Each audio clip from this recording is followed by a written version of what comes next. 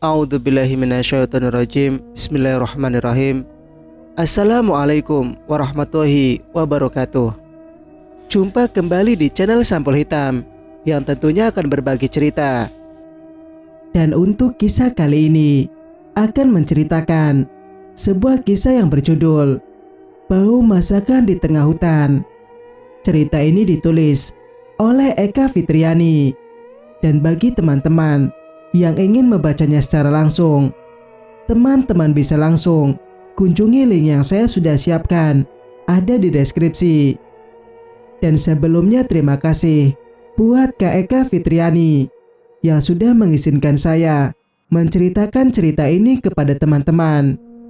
Dan tak usah berlama-lama, langsung saja kita ke ceritanya. Selamat mendengarkan. Aku berhenti di mulut gua, memperhatikan mereka berdua yang masuk ke dalam. Saat hendak memanggil, terlihat tangan dukun itu menampar wajah Busri dengan cukup kuat. Keduanya terlibat perkelahian. Tidak lama setelah itu, datang makhluk berbulu dengan mata menyala. Makhluk yang pada waktu itu meneror diriku. Saat hendak berbalik untuk pergi, tiba-tiba saja Busri berteriak kencang dari dalam gua. Mataku membulat sempurna, menutup mulut dengan kedua tanganku. Aku menyaksikan pemandangan yang sangat mengerikan. Makhluk berbulu itu dengan keji menghisap kepala Busri dan isinya. Tubuhku gemetar melihat Busri yang hanya menyisakan kulit dan tulang.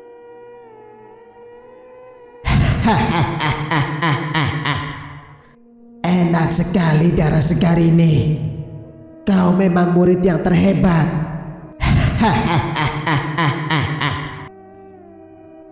Makhluk mengerikan itu tertawa dengan darah segar yang masih tersisa di mulutnya. Lidahnya terlihat maju mundur, menjilat-jilat kepala Busri yang hampir terbelah itu. Rasa mual memenuhi rongga dada. Aku melangkah mundur, berbalik dan berlari. Kak! Suara ranting kering yang tidak sengaja terinjak olehku. Mereka pun menghentikan tawanya. Siapa di situ? Dukun itu bertanya. Dengan langkah pelan dia mendekat ke pintu gua. Malin, apakah itu kau? Apa aku tidak salah dengar? Laki-laki itu menyebut nama Malin. Namun aku tidak memperdulikannya. Terus berlari menjauh dari gua itu. Sepertinya aku mencium bau gadis perunggu di sekitar sini. Dukun Prajo menghentikan langkah. Sorot matanya menatap tajam ke arah semak yang bergoyang karena bersenggolan dengan tubuhku. Di sana. Dia di sana, Tuan. Dukun itu menunjuk tempat aku bersembunyi. Aku berdiri, lalu berlari sekencang mungkin, menembus ranting pohon dan semak belukar. Wajahku terasa perih dan gatal, mungkin karena terkena duri dan ranting. Berlari di tengah gelapnya malam dan tidak tahu arah tujuan. Dukun itu mengejar dengan langkah yang sangat cepat. Detak jantung berdegup cepat. Peluk keringat mengalir deras membasahi wajah dan baju yang kukenakan. Pucuk dicinta ulam pun tiba. Mau lari kemana kau manis? Makhluk itu bergelantungan di atas pohon, melompat dari pucuk ke pucuk. Gerakannya sangat cepat. Kaki ini rasanya sudah tidak mampu lagi berlari. Padahal aku berlari sudah cukup lama, tapi rasanya sejak tadi hanya berputar-putar saja di sekitar hutan ini. Nafasku memburu. Dengan rakusnya menghirup oksigen masuk ke paru-paru. Makhluk berbulu itu masih mengejarku. Sorot matanya tajam terlihat jelas menyala. Kaki ini sudah sangat berat untuk berlari. Aku tersungkur jatuh ke tanah. Sepertinya aku tersandung sesuatu. Namun saat ku cari tidak ada batu ataupun akar yang melintang menghalangi jalan. Makhluk itu semakin dekat. Aku berusaha berdiri tegak, menggapai apapun yang bisa dijadikan tumpuhan. Tanganku meraih benda yang keras, namun saat dia mati lebih jelas. Ternyata itu tengkorak manusia. Aku berteriak karena takut. Dukun Parjo berlari ke arahku. "Di sini kau rupanya." Tangannya yang besar itu mencekal lengan kiriku.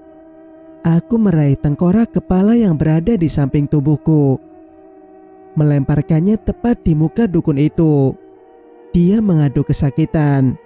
Di saat dia lengah, aku berusaha melepaskan cengkeramannya. Setelah itu berlari ke sembarang arah. Makhluk berbulu itu menghadang di depanku. Namun tiba-tiba dia mengeram kesakitan. Namun aku tidak menghiraukannya. Makhluk itu memegangi lengannya dan berlari tertatih-tatih. Aku kembali tercerembab ke dalam semak belukar. Kurasakan sakit di pergelangan kaki. Dengan tenaga yang tersisa, aku berlari semampunya. Tangan seseorang membekap mulutku dari belakang, menyeret tubuh kurus ini, bersembunyi di balik pepohonan yang besar. Sial. Sepertinya kita kehilangan jejaknya, Tuan. Aku tidak bisa lagi mencium keberadaannya. Sepertinya gadis itu sudah jauh dari sini. Betul, Tuan. Mereka pergi menjauh dari tempat ini dengan wajah kecewa. "Lepaskan aku." Orang itu melepaskan tubuhku. "Siapa kamu?" Laki-laki itu memakai penutup wajah, membuat aku tidak mengenalinya. Saat dia membuka penutupnya, membuatku sedikit terkejut. Malin, sedang apa kamu di sini?" "Tania, kamu gak apa-apa. Aku sedang mencari madu hutan dan tidak sengaja mendengar teriakan. Saat aku lihat, ternyata itu kamu." "Aku gak apa-apa kok." Malin, ini di mana?" Malin mengernyitkan kening. "Hutan larangan yang berada di sebelah kebun milikmu." "Tania, ngomong-ngomong sedang apa kamu di sini?" "Aku sendiri juga tidak tahu." "Kalau begitu, ayo aku antarkan pulang. Pasti Zaki sudah panik mencarimu." "Iya Malin, terima kasih atas kebaikanmu." Kami berjalan melewati semak belukar yang sangat tebal. Dengan tangan kosong, Malin membukakan jalan untuk aku lewati. "Malin, apa kamu sering ke tempat ini?" "Iya," jawabnya datar. Jadi laki-laki yang aku lihat waktu itu kamu?" "Iya." "Terus laki-laki yang bersamamu itu..." Dia menghentikan langkah. "Oh, itu bapakku." "Bapak?" "Iya, bapakku. Nah, itu pondok milikmu sudah terlihat. Aku hanya bisa mengantarkanmu sampai sini karena aku harus kembali untuk mengambil madu yang kutinggalkan tadi." "Iya, gak apa-apa. Terima kasih banyak ya Malin. Maaf merepotkanmu." Aku berjalan pelan menuju pondok yang terlihat gelap itu. "Tania," aku menoleh. "Kamu harus tahu siapa sebenarnya Zaki. Bangunlah setiap kau mencium bau masakan di tengah malam. Dan jangan minum air yang disediakan oleh suamimu." Dengan setengah berteriak, Malin berbicara kepadaku. Aku mengangguk, meskipun tidak mengerti yang Malin katakan. Saat hendak melangkah, Malin kembali memanggil. Tania, masuklah ke dalam rumahmu melalui pintu belakang. Setelah itu dia kembali masuk ke dalam hutan larangan itu. Kenapa aku harus lewat pintu belakang? Aku lupa bertanya tentang makhluk berbulu itu kepada Malin. Ku percepat langkah kaki dan mengikuti perkataan Malin untuk melewati pintu belakang. Aku membuka pintu dengan pelan. Ternyata tidak dikunci. Terdengar suara tawa dari dalam sana. Aku masuk dengan hati-hati, memastikan siapa orang yang berada di dalam rumah. Sayang, Geli, kamu nakal. Suara wanita yang tertawa manja. Kalau begini masih geli nggak? Terlihat Masaki yang menciuminya. Suara tawa dari arah ruang tamu terdengar mesra. Tidak lama setelah itu, suara nafas yang saling memburu terdengar di telinga. Aku berjalan melewati dapur, melangkah masuk ke ruang tamu. Badanku terasa panas dingin. Jantung pun berdegup kencang. Tubuhku gemetar. Langkahku berhenti melihat pemandangan yang sangat menjijikan. Kudapati Masaki sedang bercumbu mesra dengan makhluk yang mengerikan. Makhluk hitam dan rupa mengerikan. Memiliki telinga panjang dan kuku hitam. Tubuhnya dipenuhi bulu yang tidak begitu tebal. Kakinya jenjang dengan telapak kaki yang memutar. Memiliki ekor yang panjang, hampir serupa dengan makhluk yang Masaki sebut orang pandak itu.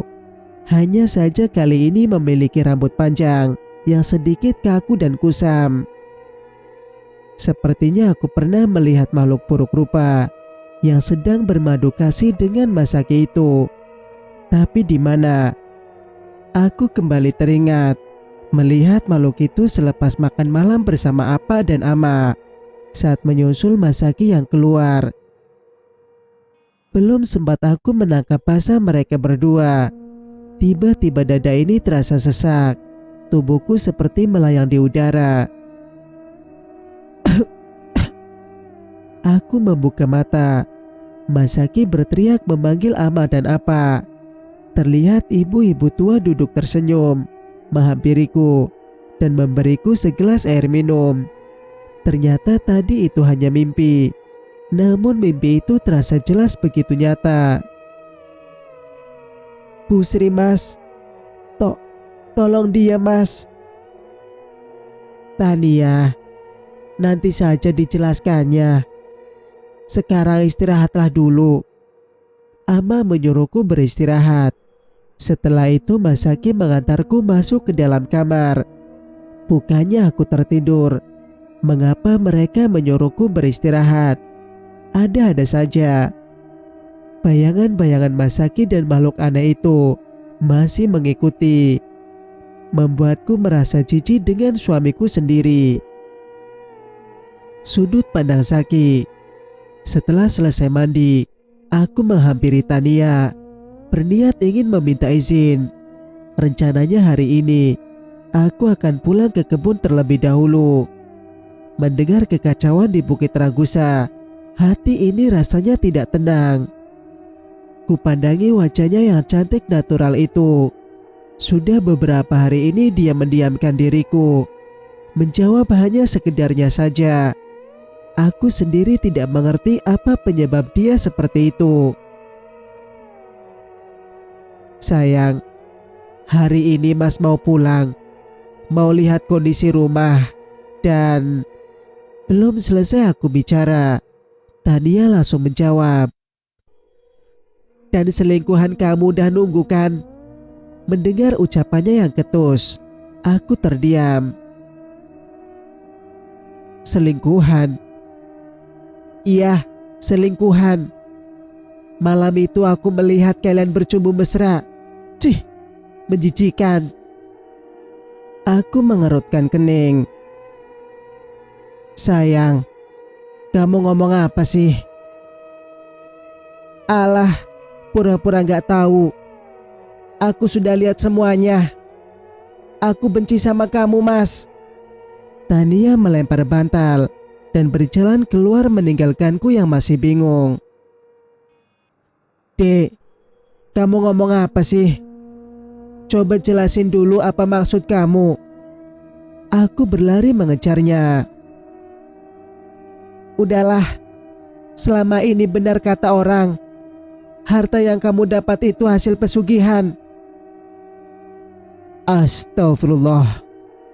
Kok kamu ngomong gitu? Itu semua fitnah. Harta yang aku miliki ini semua hasil kerja kerasku. Kerja keras katamu. Terus siapa makhluk mengerikan yang kemarin malam bersama denganmu itu, hah? Aku terdiam sejenak, mengingat-ingat siapa yang Tania maksud. Kemarin malam aku kan di rumah. Makhluk mengerikan apa maksudmu, Dek? Pura-pura bohong kamu. Jelas-jelas sudah ketangkap basah. Aku lihat sendiri malam itu kamu ngobrol sama makhluk menjijikan itu. Aku baru ingat jika malam sebelum Tania terjatuh pingsan, aku sedang berbincang dengan Putri. Apakah Tania melihatnya? Tapi kenapa dia bilang makhluk mengerikan? Rasanya ingin marah saja dengan istriku ini. Kenapa mulutnya jadi kurang ajar seperti itu? Tanganku menampar wajah Tania. Tubuh ini bergerak dengan sendirinya. Tania mengaduk kesakitan, menatapku dengan penuh kebencian, lalu masuk ke dalam kamar. Sayang, tunggu dulu. Mas minta maaf. Tangan aku tadi bergerak sendiri. Tania, buka pintunya. Tolong percaya denganku. Tania mengunci pintu tanpa memperdulikanku. Saat aku hendak berbalik untuk mencari kunci cadangan, terdengar perkelahian dari dalam kamar. Bunyi gaduh terdengar dari dalam. Aku berlari, segera mencari kunci cadangan yang disimpan Ama. Kedua orang tuaku belum juga kembali dari pesukuan. Satu persatu laci lemari kubuka. Tidak ada satupun kunci yang terlihat di tempat itu. Suara gaduh dan seorang yang sedang berdebat semakin keras terdengar. Suara Tania semakin keras bicara. Aku takut jika ada apa-apa dengan istriku. Allahu Akbar. Allahu Akbar. La haula wa la quwata illa billahil aliyyil azim. Wanita kurang ajar. Aku tidak akan menyerah. Ingat itu. Suara Tania yang terus membaca doa-doa disusul dengan teriakan membekik dari seorang wanita yang terdengar pilu. Aku berlari tergopoh, mengetuk pintu yang masih terkunci, berharap Tania akan membukanya. Aku terus memanggil-manggil namanya dari luar. Hening, tidak ada suara apapun dari dalam. Tania, buka pintunya. Aku mohon. Pintu terbuka lebar. Tania, ya Allah. Dengan cepat aku menangkap Tania yang terlunglai lemas tidak berdaya. Tania, bangun sayang. Tania. Kutepuk pipinya dengan pelan. Sesuatu yang basah dari bajunya tersentuh oleh tanganku. Aku mencium cairan berwarna merah itu. Darah. Tubuhku gemetar melihat darah di tangan. Darah. Apa ini? Aku kembali menatap wajah istriku yang semakin memucat. Tania, bertahanlah sayang. Darah segar itu terus mengalir di baju gamis yang dikenakan oleh Tania. Tanpa berpikir panjang, aku langsung membawanya pergi ke bidan desa menggunakan mobilku. Tidak lupa aku menghubungi Apa dan Datuk Rajo. Sesampainya di rumah bidan, Tania langsung ditangani. Bidan desa itu mengatakan kemungkinan Tania mengalami keguguran. Aku terkejut mendengar ucapannya. Selama ini aku tidak tahu jika Tania sedang hamil. Penyesalan datang ketika mengingat kembali kejadian penamparan tadi. Pak Zaki, Bu Tania harus segera dilarikan ke rumah sakit karena kehilangan banyak darah. Suara Bu Bidan mengagetkanku dari lamunan. Dengan dibantu beberapa orang, aku membawa Tania ke rumah sakit terdekat. Sesampainya di sana, Tania langsung dibawa ke dalam ruangan. Aku duduk menunggu di luar kamar rumah sakit. Tidak lama setelah itu, pintu ruangan itu terbuka. Dengan Bapak Zaki. Iya dokter. Mari, silakan ikut dengan saya. Dokter yang menangani Tania membawaku ke ruangannya. Dokter menjelaskan jika Tania baru saja mengalami keguguran. Diperkirakan jika janin dalam kandungannya sudah menginjak usia 4 bulan. Menurut analisa dokter, Tania sudah 2 kali mengalami keguguran. Lalu hasil USG diberikan kepadaku. Aku mengamati gambar yang berada di tangan saat ini. Meskipun aku tidak paham bagaimana cara mengartikan tulisan-tulisan di gambar tersebut. Pak Zaki, aku menoleh ke arah dokter muda itu. Iya dok. Saya merasa ada yang janggal dengan kejadian ini. Maksud dokter? Janinnya seperti ditarik paksa dari dalam rahim istri bapak.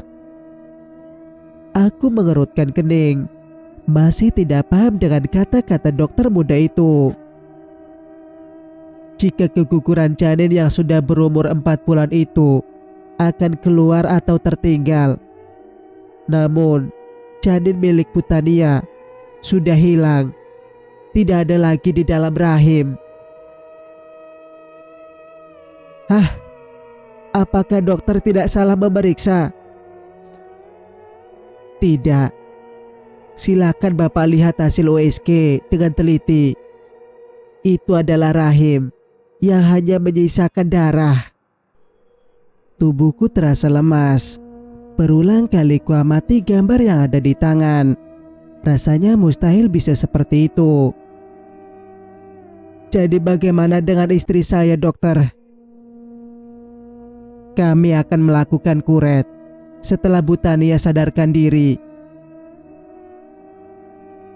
Setelah kami selesai bicara, aku kembali berjalan menuju ruangan di mana Tania dirawat. Ternyata kedua orang tuaku dan juga orang tua angkat Tania sudah datang di sini. Aku menyalami mereka. Bunda dan Ama berdiri di samping Tania. Mereka terlihat sedih. Bulir bening menetes dari mataku. Rasanya tidak tega melihat Tania terbaring lemas di tempat itu. Rasa malu bercampur sedih ketika kembali teringat kejadian tadi. Meskipun tidak sengaja aku menamparnya. Selang infus terpasang di tangannya Tania. Seandainya bisa ku tebus kesalahan dengan menanggung rasa sakit yang Tania alami saat ini, mungkin sudah aku lakukan. Kupandangi wajahnya yang masih terpejam. Terdesir dalam hatiku penyesalan. Semua orang sudah menunggu penjelasan dariku. Aku memberitahukan apa yang dokter katakan. Terlihat wajah mereka yang terkejut. Ku berikan hasil USG yang diberikan oleh dokter itu. Cerita pun bersambung. Jika kalian suka dengan ceritanya, jangan lupa untuk like, komen, dan subscribe channel ini agar bisa mendengarkan cerita-cerita berikutnya. Wassalamualaikum warahmatullahi wabarakatuh.